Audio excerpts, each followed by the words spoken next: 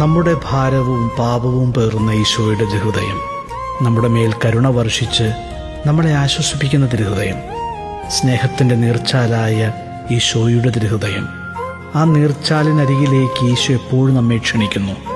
ലോകത്തിലെ ബഹളങ്ങളിൽ നിന്നും നമ്മുടെ ഉള്ളിലെ ബഹളങ്ങളിൽ നിന്നും അകന്ന് ആന്തരികതയിൽ നമുക്ക് ആ നീർച്ചാലിനരികിലേക്ക് നീങ്ങാം. നമ്മെ ശുദ്ധീകരിക്കുന്ന, നമ്മെ പ്രകാശിപ്പിക്കുന്ന ആ തിരുഹൃദയത്തിൽ ഉള്ളവും ഉള്ളതും സമർപ്പിച്ച് സ്വതന്ത്രരാകാം. ആ തിരുഹൃദയ നീർച്ചാലിൽ നിന്നും വേണ്ടുവോളം പാനം ചെയ്ത് ആത്മാവിൽ ആനന്ദിക്കുന്ന ജീവിതം നയിക്കാം.